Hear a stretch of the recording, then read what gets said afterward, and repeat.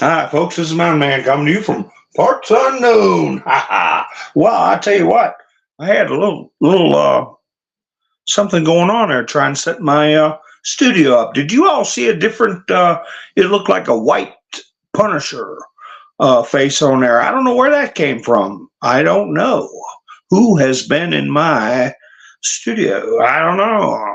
Anyway, it's nice to see everybody. And I'm just wondering, the people that were in early, Doc, Robin, nice to see you. Pappy Two Bears, was there a white Punisher on the screen? Because it showed that in my studio. I had to go in and get a this regular picture, the orange one, put it back up. I know it's a weird question to ask, but I don't know how that got there. Hi, MS Motorsports. Sherry, how you doing? Be Charming. Kim, nice to see you. Mr. Kibler, how you doing? So anyway, Bragg was supposed to show up today. He didn't show up. He ran like a cut hyena. And I got a little spitter on my running around. Little baby spider. I'll leave him alone. But anyway, no, Doc says. Okay, well, it's just some kind of weird thing I had on my, instead of my usual, what you see on the screen right now, the orange Punisher with the Trump hairdo and the white eyeballs. It was something else. But nobody saw it, so I guess it never happened. You see. But anyway, did you all get to watch some of the testimony in Congress today? And there's a new guy we got to keep an eye on. His name is Eisen. He's right up there with all these other creepos we've been pointing out. And boy, he nauseated me. He's one of the ones, remember that name. He's one of the ones that engineered the first impeachment. Okay? And we'll talk about him a little bit. Hi, Dave. How you doing? Andrew, nice to see you. From Connecticut. All right. Well, they got a bunch of creepos up in Connecticut, David. 4 of them they locked up for VOTER. Okay. Messing around. 2 Davids we got. Adirondacks. All right.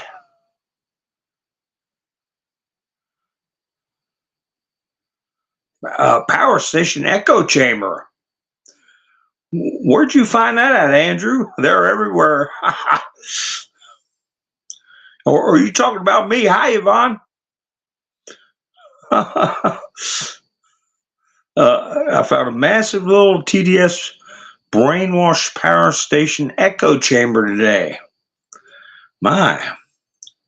Well, we have to send some of the liberals down there to stick their head in there and get their brains washed the right way. Hi, Angela. Nice to see you. But anyway, this character, Eisen, he put out the rehearsed line about Trump's so-called convictions, felony convictions, 34 of them, just memorized. His arms were going everywhere. He's holding a bottle of water, just prattling. But he had some people testifying right after he testified that made him look like idiots and like an idiot. And he's right up there with Weissman, the one I call Sweaty Man. Weissman was in the office with Mueller, and this Eisen was right there with him as far as concocting the first impeachment. And now here he is, elbow deep in this Bragg situation, along with Colangelo. So a lot of videos coming out. Hi, Joy. Pappy Two Bears said, oh, Diane. All right. We're just saying, everybody's saying hi. That's good. I'm still waiting to see where the echo chamber was Andrew was talking about.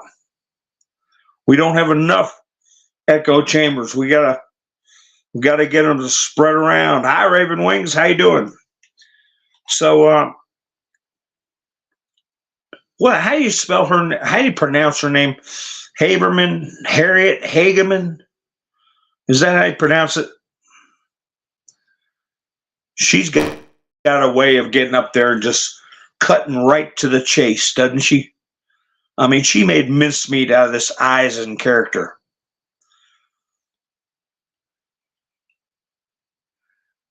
Oh, this TDS channel, 868,000 subs. Wow. TDS parasites. Well, I know what you're talking about. Yeah, they get favoritism. They get favoritism. Melinda, how you doing? They get pushed in the rhythm, just like Midas Trash Network. That might be who you're talking about. Haveman.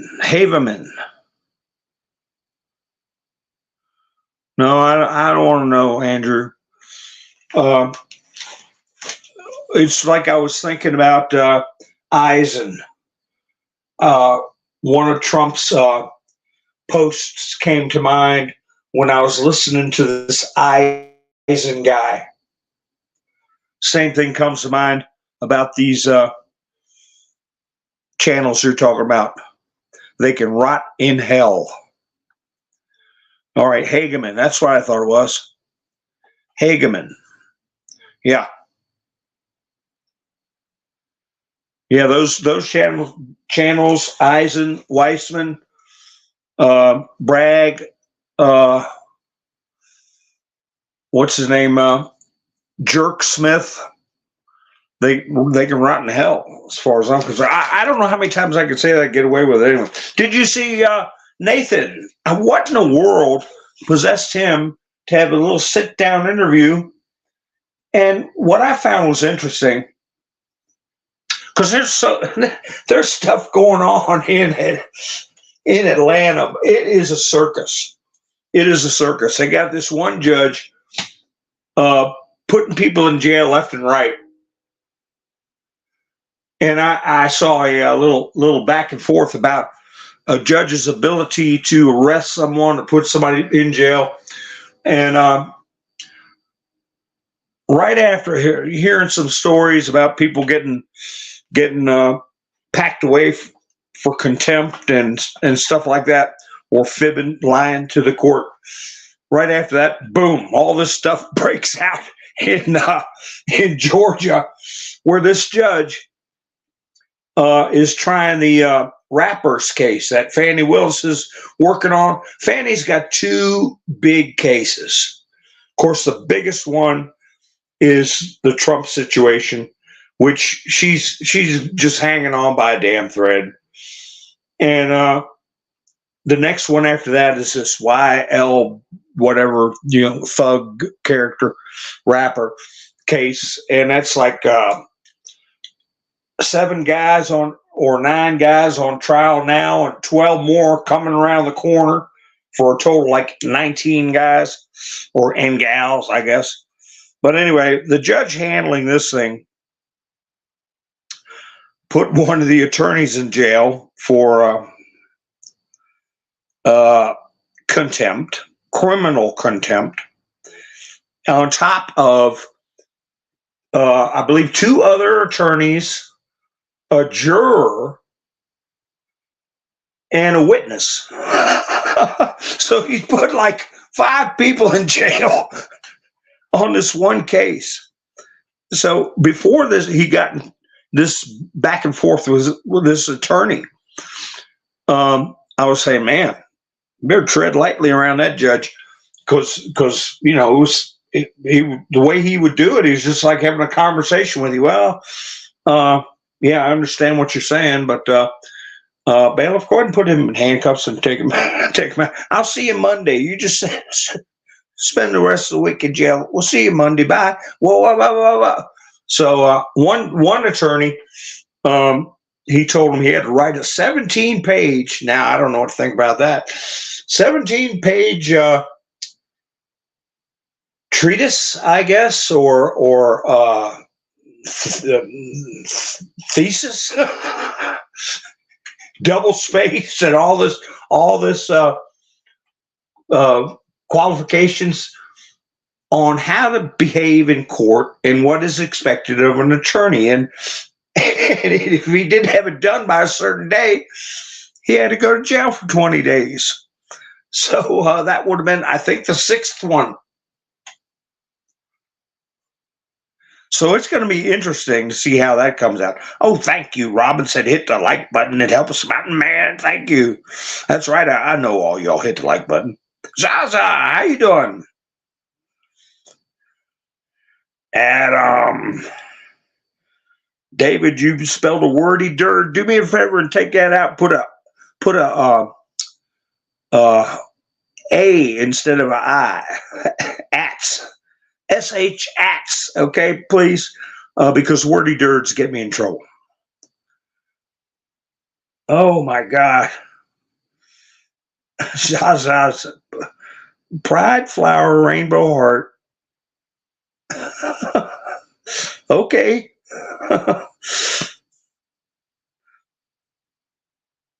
There you go. All right. Autocorrect. All right. Well, I saw a video. I didn't pull up watch because Adam Schiff, he can rotten HE double hockey sticks too, where he was complaining about Trump having his meeting today at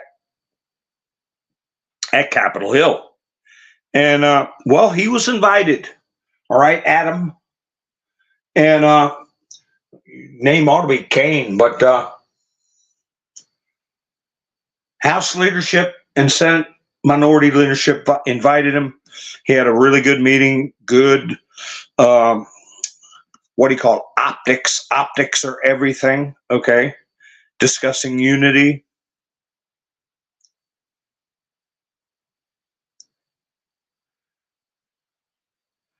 So, hi, Debbie. So anyway, I was talking about Nathan Wade. So that led me to the Atlanta circus that's going on right now. And I just don't know how to read that situation right now with this judge. We'll just have to let that play out. A lot of people are jumping up and putting YouTube videos up, calling the judge corrupt, saying he broke the law. And I'll get to that in a minute. With Nathan, I'll put this situation, tuck it away by just saying what would possess Nathan Wade to go in front of the CNN, that young lady that did Trump's town hall, that everybody got mad at her. I forget her name.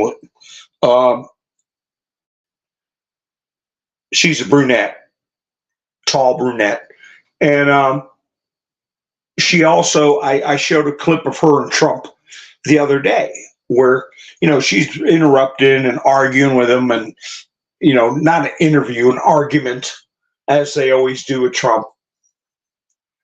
Try to frustrate and make him look bad. But anyway, with Nathan Wade, she's very accommodating, very polite, and she's asking questions about Fani Willis. Notice how I said that, Fani, right? Because Fani was at a church again.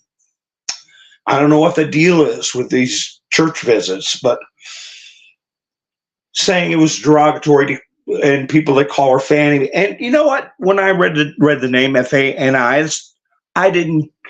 She said because they think it's making fun of a woman's backside or posterior, or however she said it.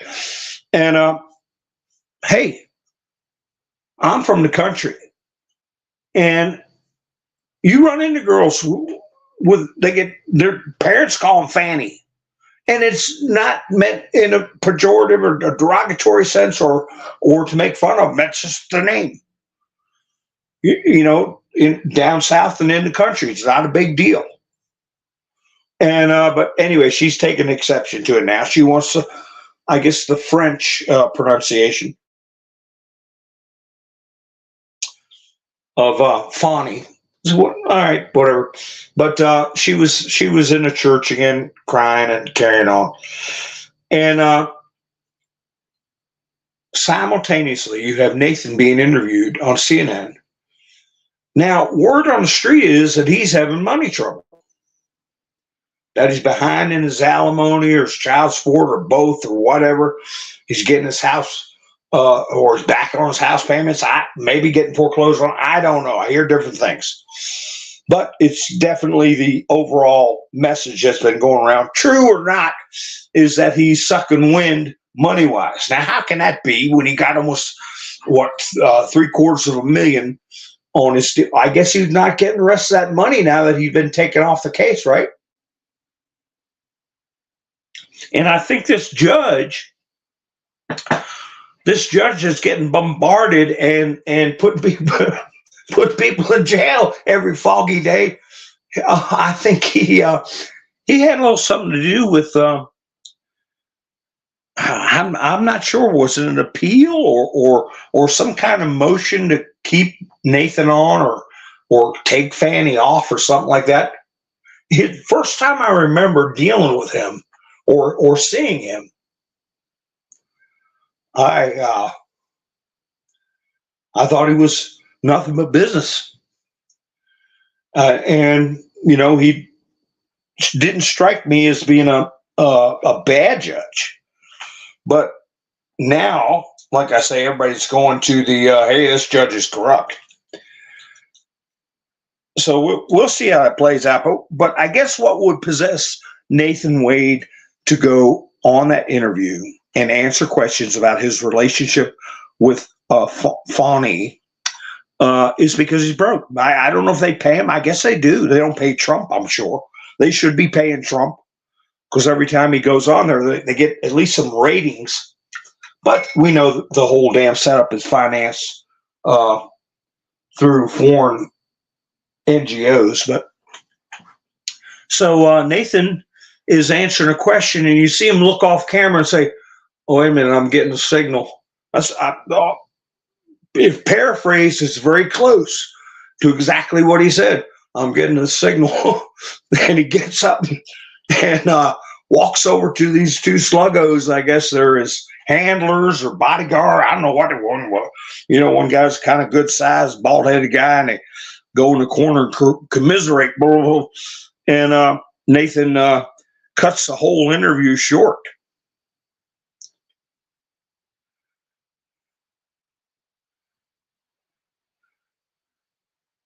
I'm just looking through the chats real quick.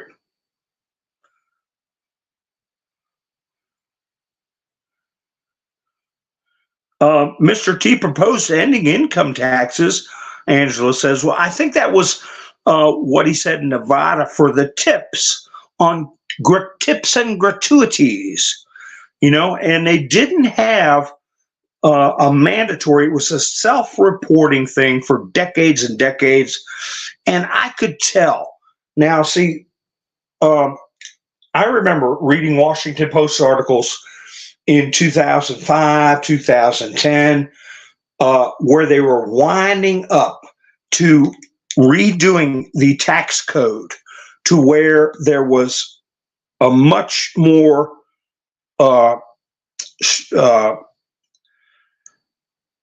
heavier focus on reporting tips. And I went over that with a little bit earlier broadcast. I was telling people that work for me and people, I used to go out a lot and eat a lot, and I always tip at least 20%. If you got 20% from me, you were just okay. Okay, if you were better than okay, you got better than 20. And they started this mandatory reporting on tips, and it knocked the living daylights out of service workers. And they were so taken over by the Washington Post articles about how it would help people, and service workers are getting the short end of the stick and all this kind of stuff. And of course, it backfired, and service workers found out what the short end of the stick is with a little something on the end of it. Remember that? We got that end of the stick the SH, and then that's it, end of the stick. Okay, that's what they got. So Trump said, you're going to do away with it altogether. I mean, that's the population that's struggling the most, is service workers. And hi, Wayne, how you doing?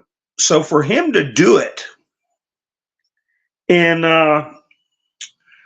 Nevada, which is heavily, hey, you're talking casinos, restaurants.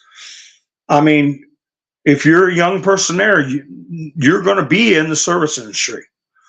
And how many millions of people? And you know what? We already learned how principled people are. When you have people with these college loans throw any principles they have out the window. They say they're libertarian. They say they're this. They say they're that. And I'll give you free tuition or forgive your loans if you'll vote for my fascist, communist, open borders agenda. Okay, and they do it.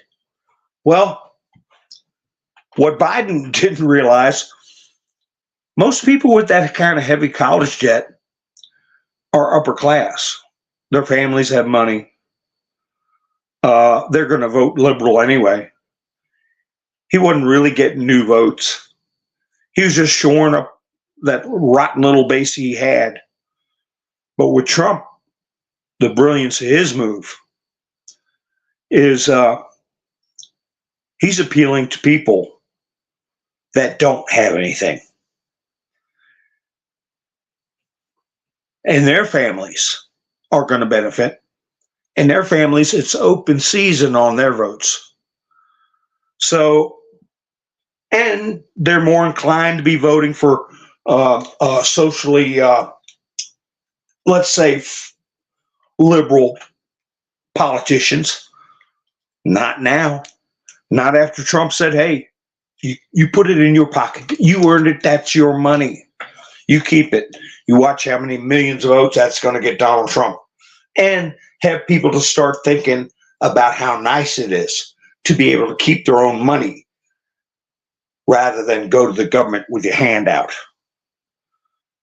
Have people start thinking that way, the way we thought when we were growing up. What's going on with those subs in Russia? Well, we've had,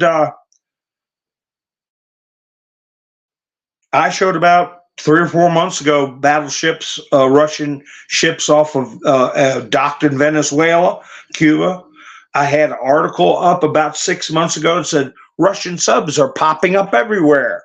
And they were talking about them popping up in Bering Straits up around Alaska. They were talking about them around Venezuela, the Pacific coast, the Atlantic coast, off Hawaii. And that was months ago. So they're just now starting to report on it, but they've been around. Yeah, Joy, how you doing? The lawyer, yeah, he appealed. Now, I'm jumping from subject to subject, but this lawyer, he was dealing with this,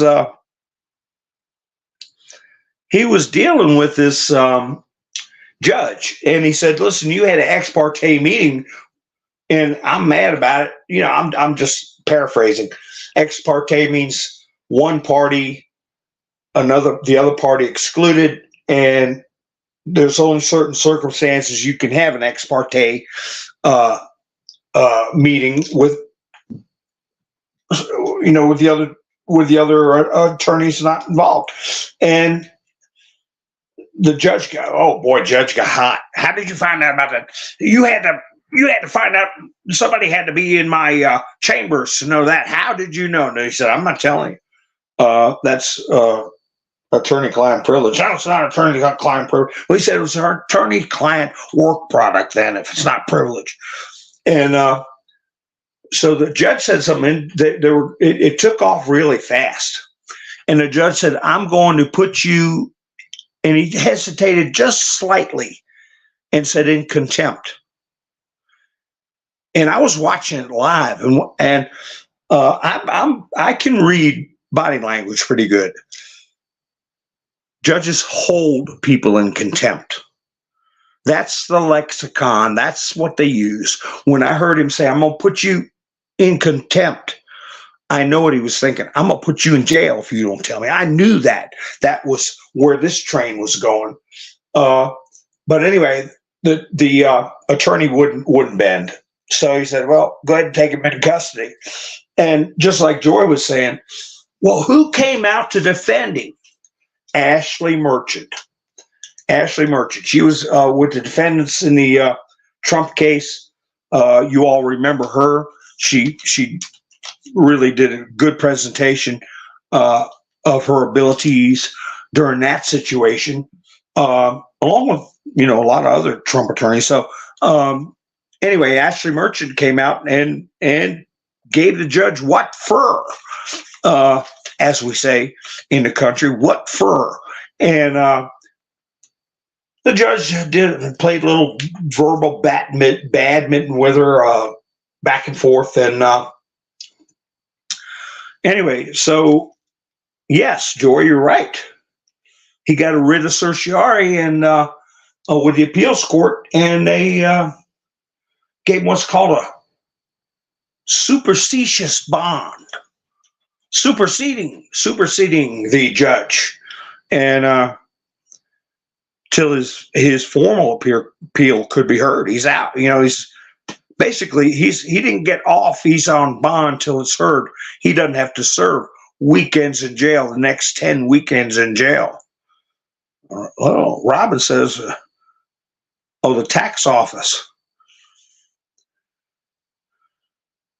Oh my God, they doubled your taxes? I tell you, it is criminal. Whenever there's an error, or whenever there's some egregious thing like that happening, there shouldn't be a time limit on it. Especially if it's within the time of the year.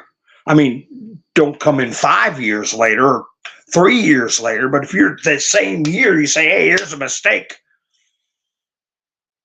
I think all that stuff's going to be redone anyway. Hi, Island Girl, how you doing? Oh, screenshot of the debt clock at 0. Well, I've got an article. Where is it? Guess what came out today? Let me go through with this. Check through. Get caught up on the chats a little bit. Oh, he today in D.C. proposed ending income taxes. Hey, I told y'all it wasn't until Woodrow Wilson. Remember all the talks we've had over the past 2 years, and I talked about how leading up to World War II, the Woodrow Wilson presidency did more damage, and Americans did not pay.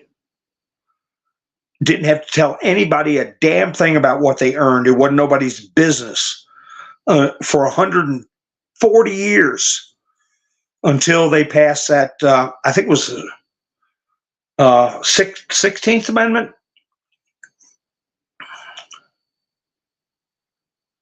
That's right, Angela. I've been saying that. How many people are my witness in the chats? I was talking about how this government ran itself off of tariffs and trade deals. They never took a penny. And the moment they did that specious amendment to the Constitution allowing for the taxation of personal income from any source to any amount was the day we entered slavery. That's right, Diane, Saudi Arabia. That's what I was going to bring up. I'll talk about it in a second.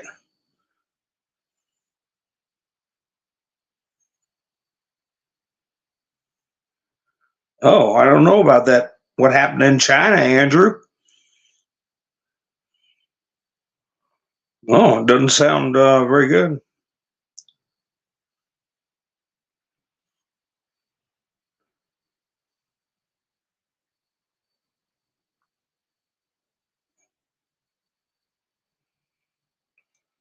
Oh, good. Well, I've always said it. Hi, Gary. How you doing? Ha ha. Yeah, Saudi Arabia ended taking the dollar for oil. The petrodollar. You guys remember me playing the announcement from Nixon in 1974. Remember? I said it happened just like that. Snap of a finger. Just like that. Nixon gets up and says, I am announcing the end of gold being tied to the dollar, and we're going to petrodollars. And I said, that's how fast it happened, folks. Just that quick. By a president who was under attack. Hi, Jerry.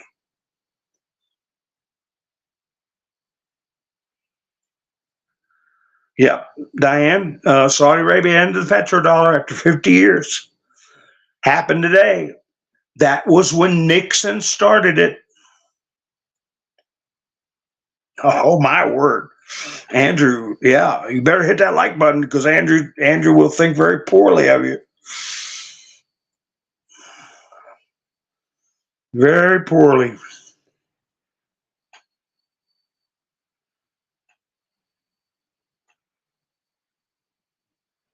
Did I see a press conference? Surprising evidence on, oh my, yeah, Rex Harriman. Very sick people out there. And you know what? They're going to find out a lot of that stuff, like the Rex Harriman Gilgo Beach situation that involved some police officers, that the girls that were going across the bridge, okay, that a lot of this stuff has to do with internet, selling videos, okay, of some gruesome, awful things. So it'll all shake out, and there's going to be a lot of people getting rounded up.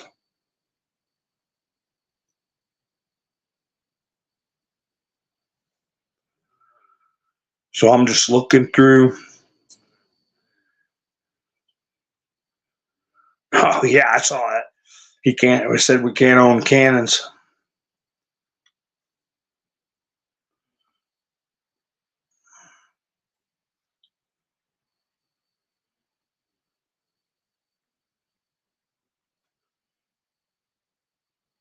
Yeah. So yeah, that is a momentous thing.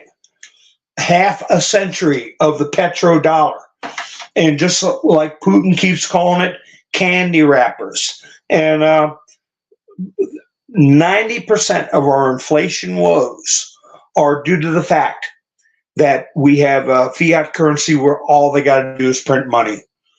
That's really not backed by anything. And now that one of the largest oil producers in the world is not going to be taking dollars exclusively, the dollar is going to weaken even more. Trump warned about the collapse of the dollar. He's going to be right again. And as I've said in the past, it happens overnight.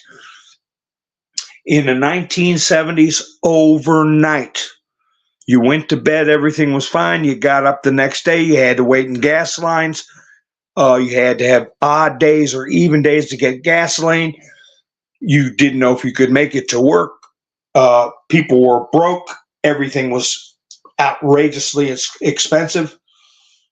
So it was overnight. And we're going to be looking at it with this.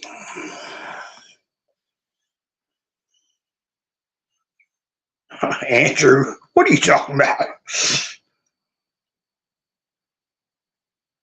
Oh, that's good, Raven's Wings. Your youngest just had an epiphany and realized this is a spiritual war. There you go. I'll put that on the screen. Well, that's good that the young people can see it and acknowledge that this is spiritual. This isn't political. This isn't political.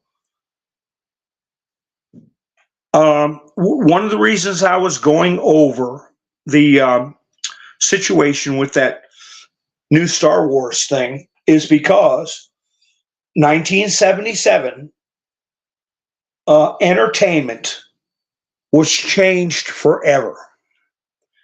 $1 billion movie came out, unheard of,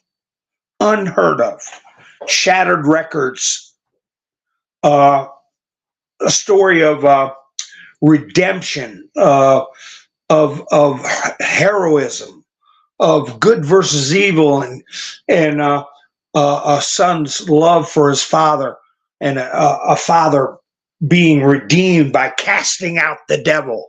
That, if you watch the first one that was ever made, that's exactly the story that was told, and it revolutionized the entertainment industry. Now it has been sold, and it has been methodically destroyed over the last 10 years. I don't talk about it that much. I mean, you think that's mostly kids stuff, but it's the cultural experience. And this last one they put out, I told you that the director, Leslie Headland, was the personal assistant to Harvey Weinstein, right? And anyway, it is awful. This last one that came out, I got some screenshots of people doing reviews. I didn't watch it. I don't watch it. But I'm interested in the culture in it. And you've got people coming right out and saying it's demonic, satanic. It involves the occult and witchcraft. Not some kind of thing a kid knows is fantasy. In the 1930s, 40s, kids knew you couldn't fly like Superman, okay?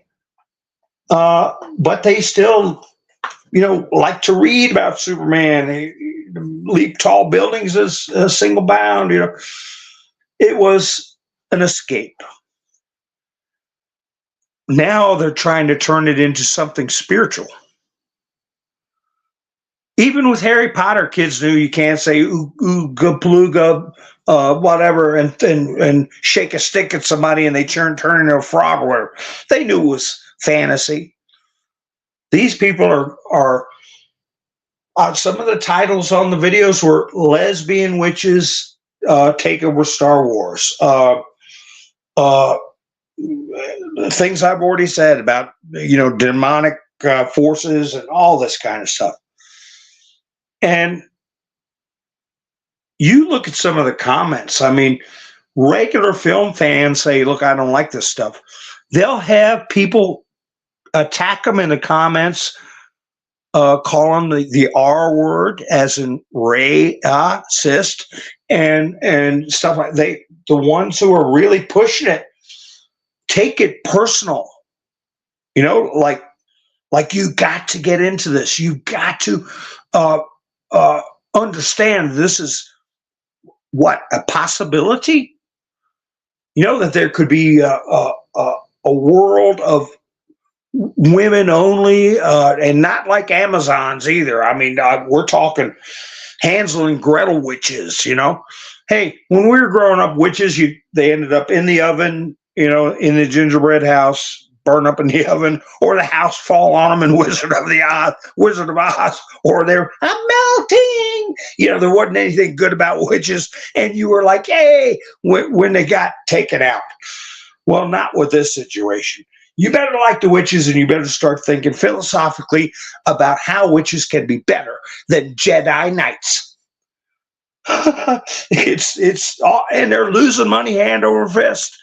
They got almost $200 million in this thing, and it is the biggest flop in history.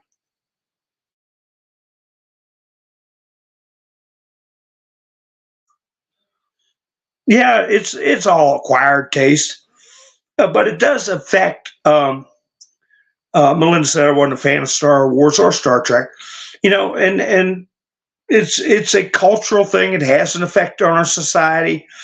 Okay, Gary. Well, hope you can come back later sometime. And thank you for supporting the channel. But it's an outlet for young people. Okay, Disney, Lucasfilm, comic books, they affect the culture of kids in their developmental stages, you know. And I mean, I had friends that would buy comic books of Little Lulu. Remember that? Little Lulu? They wouldn't miss a comic of Little Lulu. And Archie, remember that? Those comic books?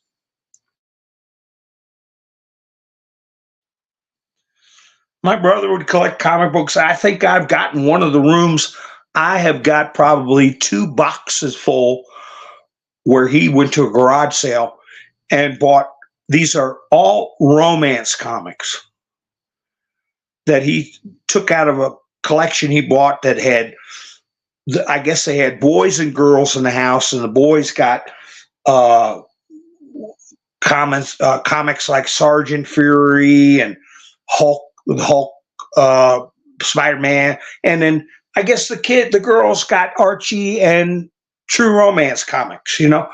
So what these people have done, these DEI people,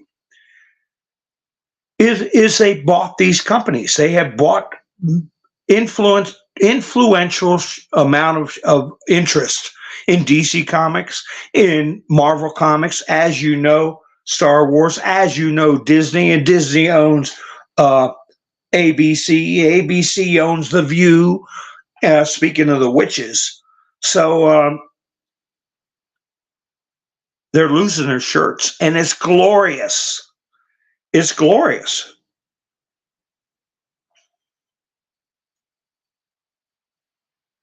Hi, Lone Wolf. How you doing? Hi, Judy.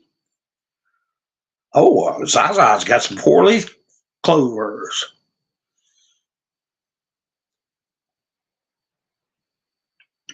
So anyway, the point is, part of the things to look out for. These companies are losing money, and there are shareholders, and they have a fiduciary responsibility to stockholders. Like Melinda, for instance, you may not have like certain, you know, comics or whatever, but if you had shares of Disney as a part of your retirement package or funds or investment or whatever, and they're losing your money, they're being idiots with other people's money, there's consequences for that. Consequences, especially if they're doing this diversity, equity, inclusion crap.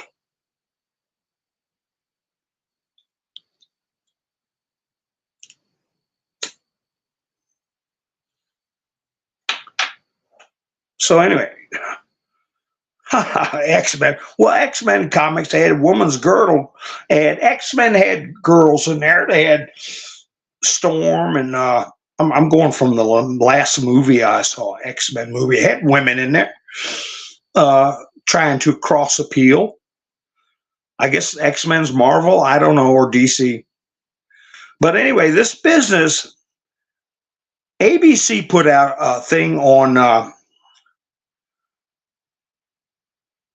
here it is. ABC, they show a picture of Biden with his aviator sunglasses, and he looks like he's having a regular conversation. He doesn't look like a nursing home patient with his mouth hanging open and his 2 hands up in the air, all limp-wristed, midway up in his body with a, you know, breathing open mouth. They caught him in a moment where he looks normal, and saying he's proud of his son and he's not going to pardon his son. Well, on the House floor, this really good attorney that was testifying brought up that business and said exactly what I was saying. She said he's probably going to commute Hunter's sentence anyway. He can't, you know, it wouldn't look good for him to do it. From a political standpoint. So, but he can commute the sentence. And by the time it gets to that, they're going to go through appeals. They're going to go through pre-sentencing. They're going to go through this. The American people, the news is going to put out how much Hunter suffered, how much money he spent in legal fees, how he's still recovering, and he might even meet with his child, and Joe might meet with his grandchild, and they make a big, haven't they suffered enough? Never mind what they've been doing to Trump and his family all this time. Okay. So he can commute the sentence, but might not even get to that. It might get to where the Supreme Court overturns the whole thing because of it. It's a Second Amendment issue. He put an ink mark on a piece of paper that the ATF disagreed with. Is that enough for you to lose your Second Amendment rights, your constitutional right? I wouldn't have a problem with them overturning it.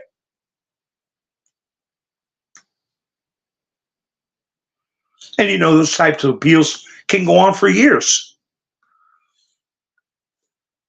And he can even have it appealed and removed from his record after Joe commutes his sentence.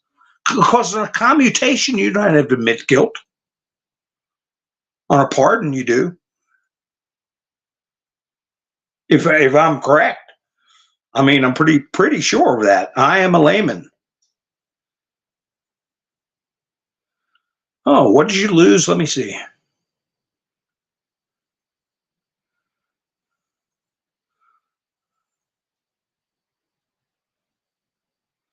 Oh, okay. Yeah, they put out a record of John Williams did the score for Star Wars. John Williams, and he still does the big movie tracks for Star Wars movies. John Williams. Did you all know that? And what else did he do the musical score for? A television show that some of you may know. Do not Google it or goggle it. Okay? What other show did John Williams do the theme song for besides Star Wars? Now, he's made millions off of that, and he deserves every bit of it. I mean, you wonderful composer.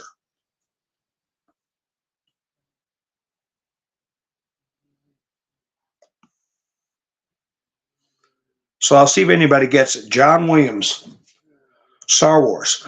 But anyway, as far I have my notes about these pardons things. We know already Joe does not have to pardon Hunter. He can commute the sentence, and later on they can appeal it, have flipped over on Second Amendment grounds. Merrick Garland, they're going down the road to hold him in contempt. And with the business of Steve Bannon, okay, doing an emergency appeal, trying to stay out of jail, and what they've done as far as putting members of Trump's attorneys and Trump's supporters in jail for contempt. Peter Navarro sitting in jail right now. What are they going to do with Merrick Garland? What's your all's guess?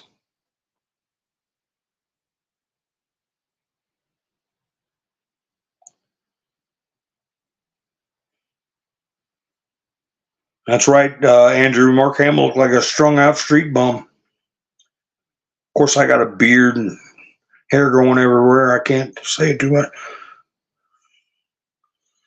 So I'm seeing everybody make any guesses about John Williams. Oh boy, that'd be something, Angelo. Yeah, Raven's Wing. Hunter's got a heck of a lot more hanging over his head.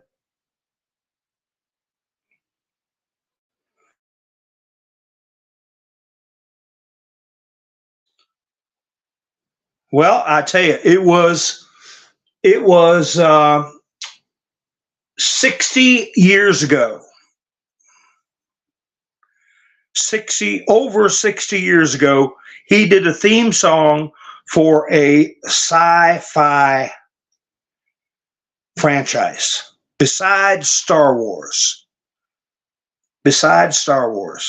Dun dun dun. No goggling. Dun dun dun dun dun dun dun dun dun boom boom.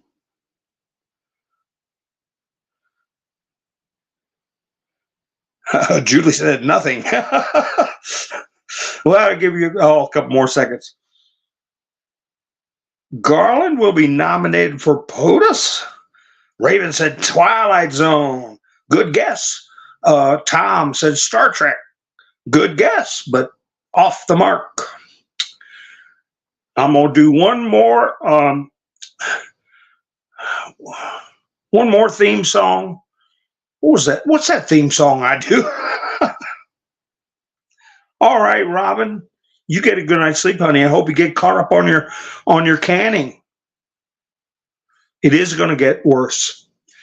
No, Angela, it's a good guess though. Space Odyssey.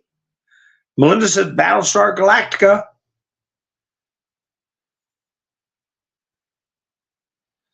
No, she'd be a good one, Lone Wolf.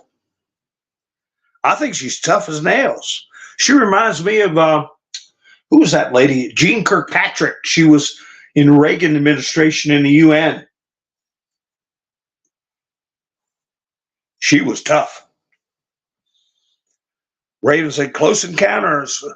Okay, Jeopardy. It's the last go on Jeopardy. Last chance to put in a guess. Dun dun dun dun dun dun dun dun dun dun dun dun boom boom. Close Encounter of the Third Kind. Buck Rogers. Well, you guys will know right when I give the first hint. Okay. Danger, Will Robinson. Danger, Will Robinson.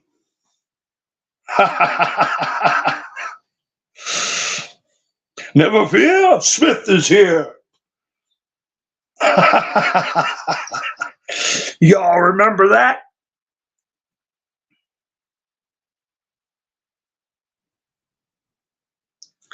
Do you all remember that one? That was, I think it first aired in 62. It was in there. There you go, Mary. Lost in Space. That theme song from Lost in Space. If you listen to it, you will hear John Williams's musical signature. I swear to you. Dun, dun, dun, dun, dun, dun, dun, dun, dun, dun, dun, dun. If you ever get, just for kicks after the live stream, look up Lost in Space theme song on UTizzle, and you will hear John Williams's musical signature. We are lost in space. June Lockhart. That's right, David. Guy Williams.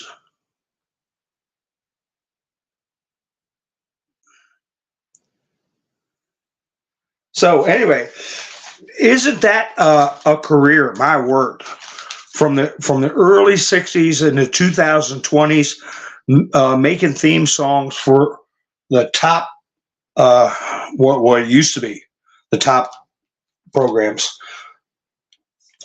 But you know what?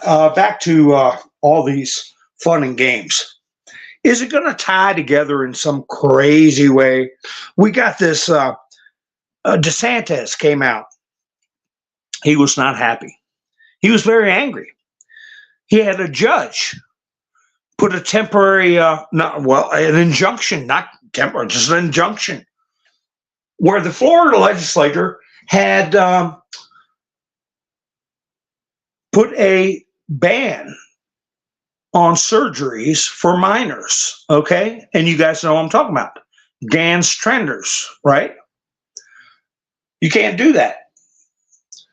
And this judge lifted that, put a moratorium on, or whatever you want to call it. injunction. So if there's any demento doctors out there that want to do that to a young person, according to this judge, they can do it. I don't know what DeSantis is going to do. But I know that judge and other judges like him need to be removed. And how do you do it in such a way that we don't violate the Constitution? I put in the comments. Now, Forbes put that article out, that's the one I saw on Forbes. Forbes has been putting out some good stuff. And I put on there that anybody that takes a scalpel to a healthy young person needs to be incarcerated. Just pick them up. Who was the trainer, the air quotes trainer? He got away for years, like 10 years, doing pelvic therapy for girls, gymnasts for the Olympics. They would go to him for these training things. And he was claiming some sort of science. All right. Look at what they've been doing in the name of science to us. Denying us our natural resources, trying to make us run around with electric cars. They had flooding in Florida. They showed some guy with a news team pushing a car with a woman in there. He's behind the car pushing it, and water was past the bottom of the car, over his knees, and he was pushing the car. And you know what I thought? And I know this from experience and common damn sense. You have an electric car. You know what kind of voltage can go through that water and what can happen real quick? You die, especially if it's salt water. And, let's have battery operated cars. You get stuck in some kind of flash flood or something like that and get electrified, along with anybody trying to push your car. Remember what Trump was saying about boats? Do I stay in the boat and get burned up and electrocuted, or do I go out and get eaten by the shark? Well, it's kind of prophetic when you think about those flash floods in Florida. Oh, that's climate change, though. Climate change in a pig's eye. There have been flash floods in Florida since Moses wore short pants. Terry, you're right. Satan.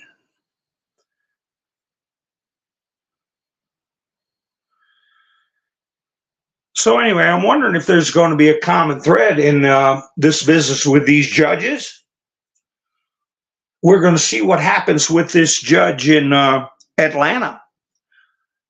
And what was the fast-moving verbal business, while this was happening live, I told you, where I saw the judge say, I'm going to put you in contempt.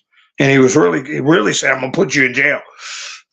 Then the lawyer said, well, I'm making an argument before this honorable court. And he said, let me strike that. Let me rephrase it. This court. And I said, oh boy, he's going to jail. He made a point. If you all watch it, watch for that. It happened fast. He said, honorable court. And he said, oh, let me rephrase it. This court. He took out the word honorable right in front of the judge.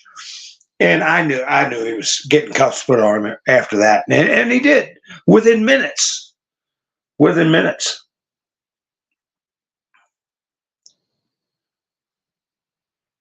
Hi, Roland. How you doing?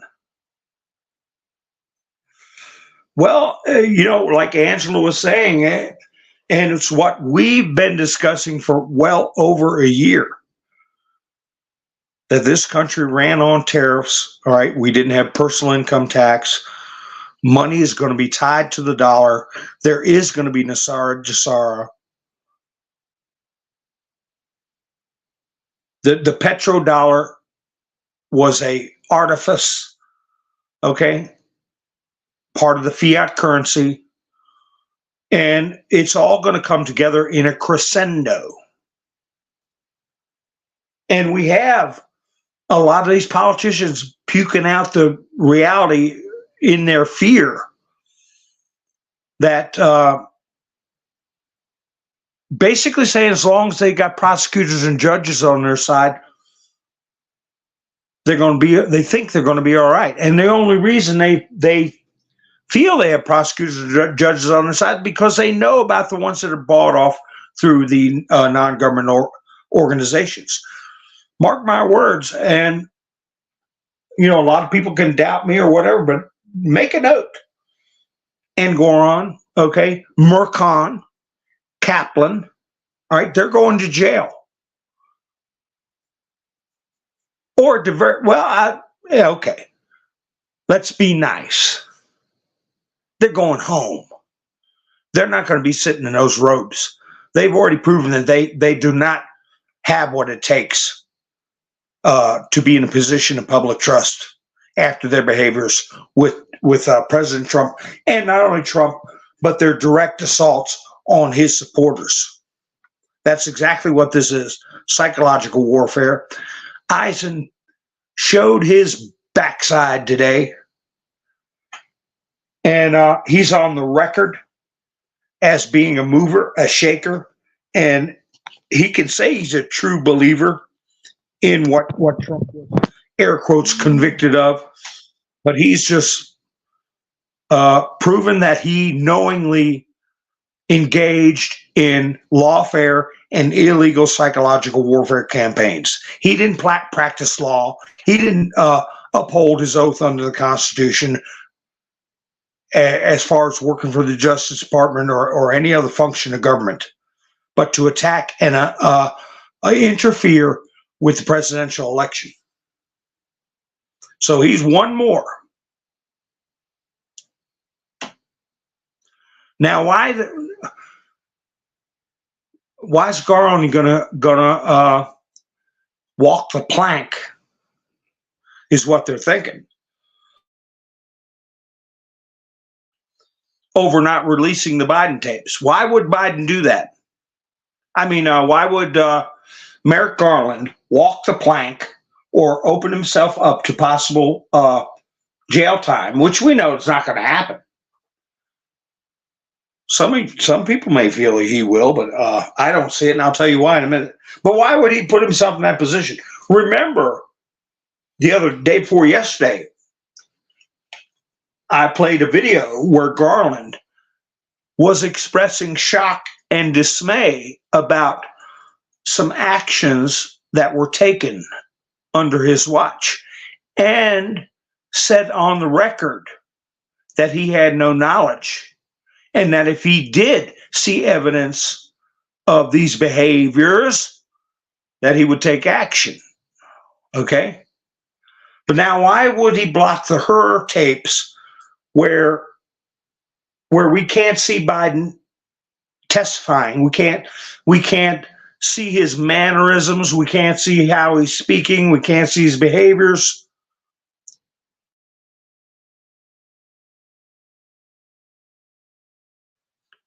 Congress doesn't invoke a 25th Amendment. That would be for cabinet members to make the first move. Cabinet members. They're not going to do it because they're his puppet. He's their puppet. But the House would need that information because there's an impeachment inquiry. And, how can House members make a determination of his fitness for office and his propensity to commit high crimes and misdemeanors if they can't see his mannerisms and behaviors on a videotape? Is Garland being forced not to release that? What if they find him in contempt? Guess what? Biden said he's not going to pardon Hunter. But what if He says, I'm pardoning Merrick Garland, not just for the contempt, for anything else he did from today backwards. You think they not thinking about that card in the pocket? Remember, Trump said the pardon power is absolute. And then they were going, he's going to pardon everybody. He's going to pardon himself. He's going to pardon his sons. He's going to pardon. Of course, Trump didn't do it, but he said the pardon power is absolute. But think 3D chess, 5D chess.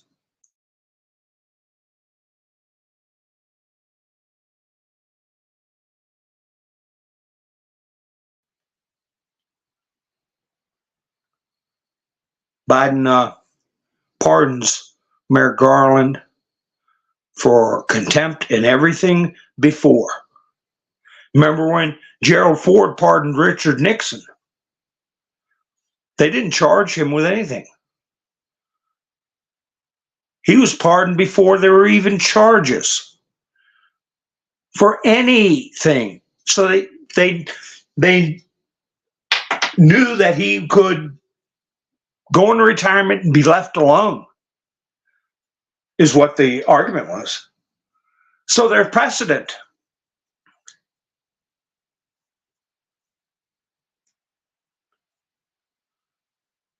So that's right, Angela. No, I'm talking Merrick Garland, Angela. If they find him in contempt, you got to be thinking 5D chess. I maintain that there's a good possibility that Merrick Garland is a white hat. Merrick Garland sits here and defends Biden, opens himself up to this kind of legal jeopardy, and Biden says, oh yeah, well, I'll just pardon Merrick Garland. And then Merrick Garland says, oh really? Good. Now I'll tell on all of you.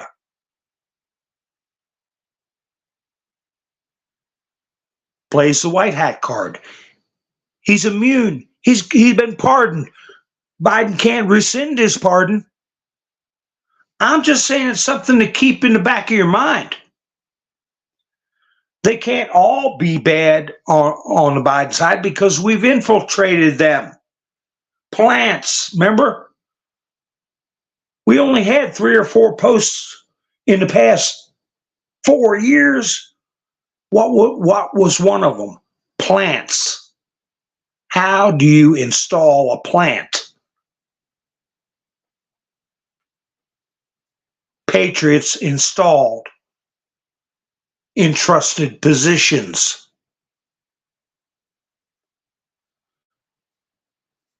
It'd be the perfect time. Be the perfect time.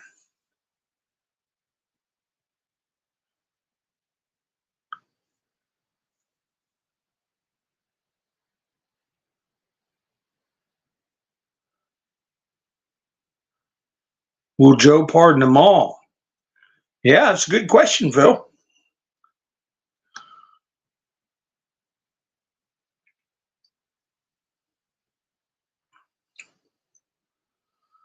He'd have to have a lot of ink in his pen.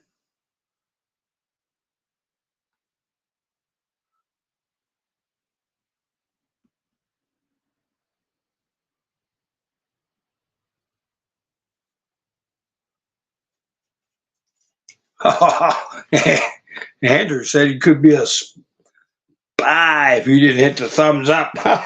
Is anybody spying on me?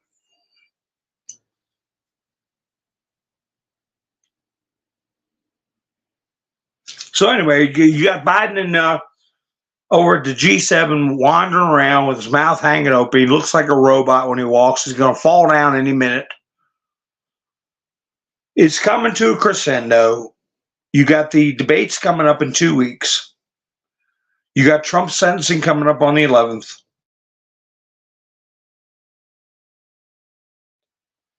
You got Garland facing contempt charges. I don't know what they're going to do about Bragg not showing up. Alvin Bragg. You got this judge in Atlanta. They say is probably going to get the boot, and people have been saying on Utizzle that he could be removed from the bench.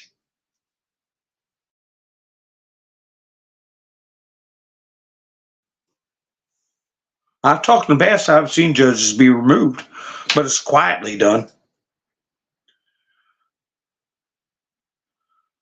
So that's just a couple of things that are coming to a head.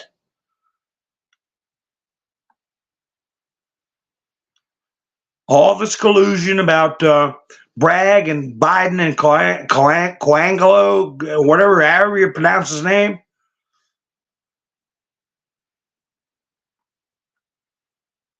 Let me see.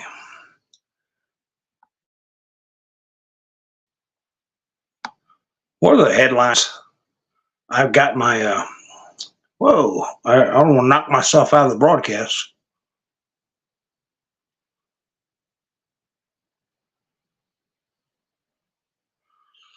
Diane said, if you're a fake president, you can't pardon him.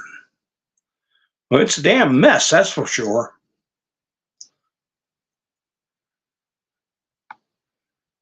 Well, it's all a show. It's all a show. Like this, one of the things they're missing is, like, I'm looking at one article, Missouri Attorney General lists the legal errors made by New York City DA Bragg. What they're missing out on, they're not thinking. If Fani Willis, Alvin Bragg, these boneheads, local prosecutors can go after a president, what's to stop the Missouri Attorney General, state Attorney General, not a local prosecutor in some county somewhere, from putting charges up against them? If they're going to say, well, we'll put you in jail, President Trump, because your bookkeeper entered this money under legal expenses, we're going to put you in jail for 130 years because that's fraud. You can get away with something that weak. What do you think somebody with ill intent in another state office can do to you characters?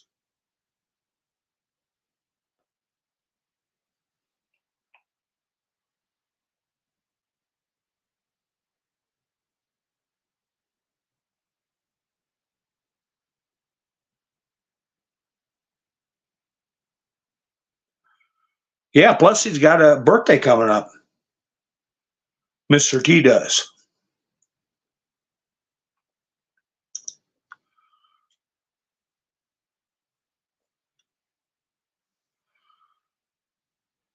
And Thomas Massey, he was putting it out there again today. And, who knows how many people are listening, but at least the word's getting out that they destroyed all those records. People think that the records are gone. They're not.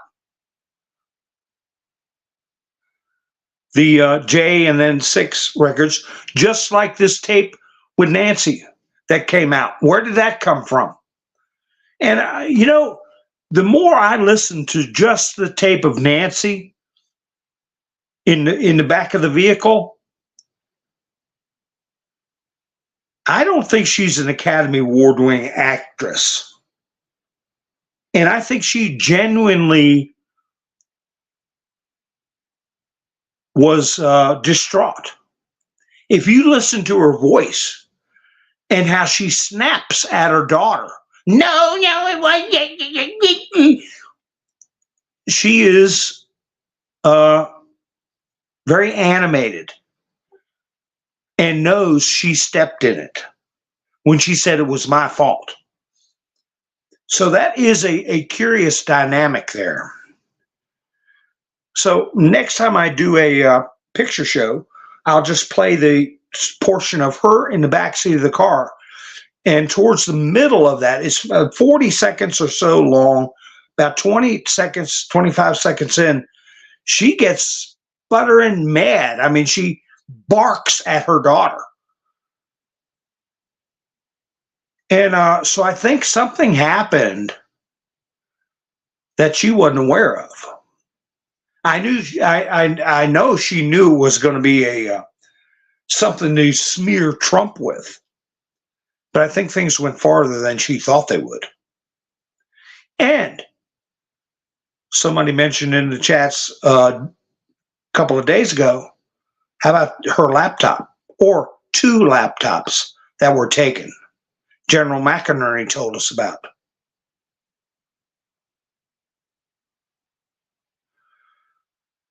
So Jack Smith is another one. He's sitting there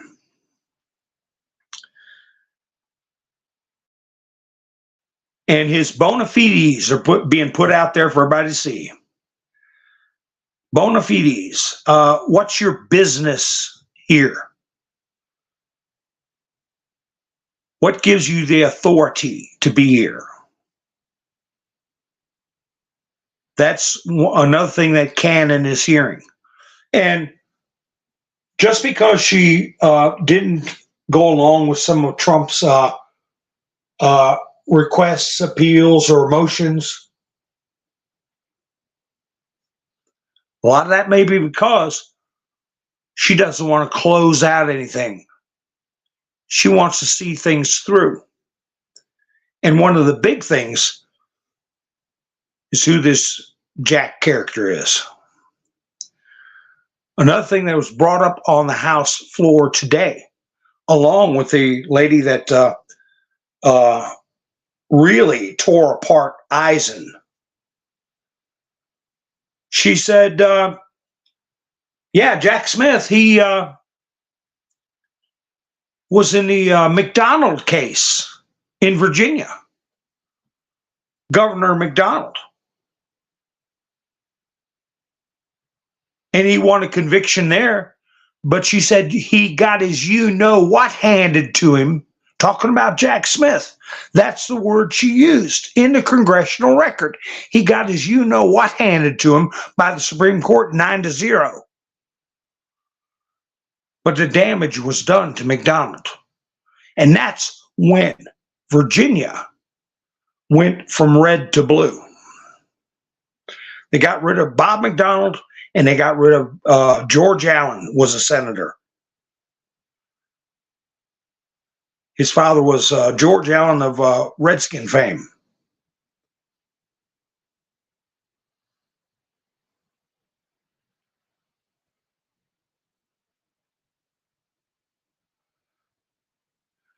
A citizen of Bolivia.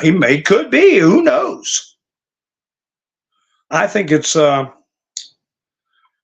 think we're going to be looking at something more MB. MB.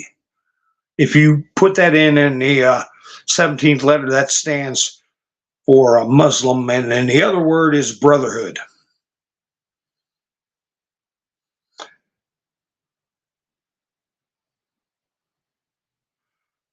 MB. And if he's not part of that, he's beholden to him, tied to him somehow. Tensions rising in Rudy Giuliani's bankruptcy case are coming to a head, with his creditors hoping for the drastic remedy of having a third party take control of the former New York City mayor's finances. Since Giuliani filed for bankruptcy protection, spurred by a $148 million defamation verdict, his creditors have accused him of hiding assets in a coffee deal, spending egregiously. He just turned 80, for God's sake. And failing to file timely paperwork. So they're headhunting Rudy Giuliani. That's in The Hill is reporting that. Bankruptcy hits breaking point as creditors seek a takeover. I'm still going to get me some Rudy coffee.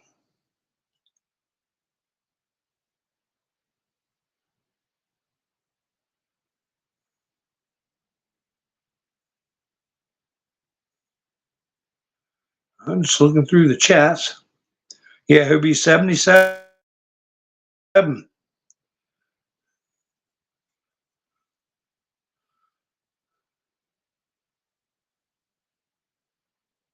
So let's see. Let me see on the international stage. Bloomberg reports the Russian Federation is trying to interfere with the U.S. presidential election with the help of bot farms and AI. So they're gearing that crap up.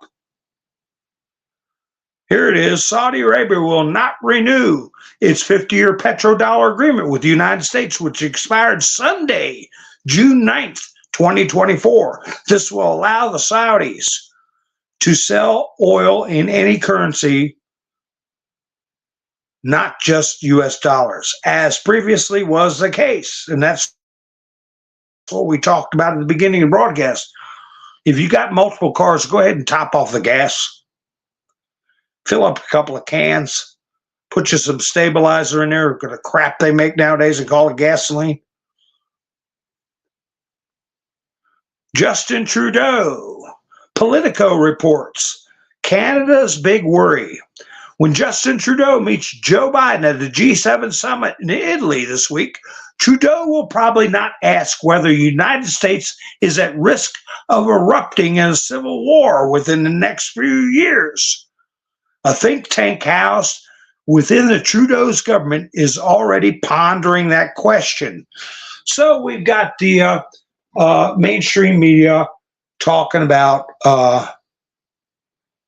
civil war and any other crap that can undermine peace of mind. In a spring report titled Disruptions on the Horizon, a quiet office known as Policy Horizons Canada proposed American Civil War as a scenario Ottawa should consider preparing for. U.S. ideological divisions, democratic erosion, and domestic unrest escalate, plunging the country into civil war. Yeah. And Zelensky got himself another $50 billion while he was over there at the G7 summit. You know where they're going to get the $50 billion from, they say? Where are they going to get the $50 billion to give to Ukraine? They say they're going to sell seized Russian assets, and that is going to be like kicking the beehive. You watch.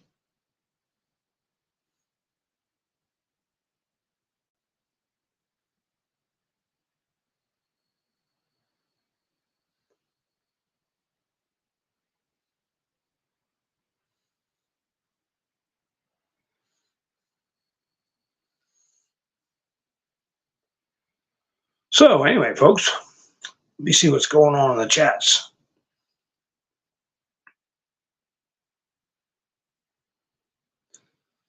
All right, folks, what we got, things are going to keep percolating along. We'll all be keeping an eye on it.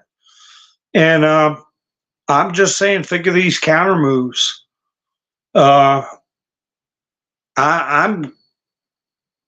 not convinced that Garland is a black hat. I'm not convinced of that.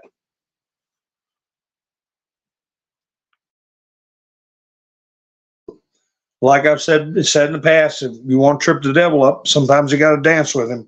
But anyway, folks, I appreciate you spending your precious time with me. I really do. And if you haven't given me a thumbs up, think about doing that on the way out. And if you're not subscribed, think about doing that also. And go down memory lane. Listen to John Williams. I wonder how young he was then. He's probably pushing 80, I would say. So he was probably in his 20s, a young man, and asked to what kind of music would go good with a spaceship, a bubble-headed robot, crazy Dr. Smith, and all the other stuff. And that's the theme song he came up with, just to go down memory lane. So anyway, folks, again, thank you for spending your precious time with me. I'll probably go live tomorrow evening. You all have a great night, and I'll be seeing you soon. This is Mountain Man, over and out.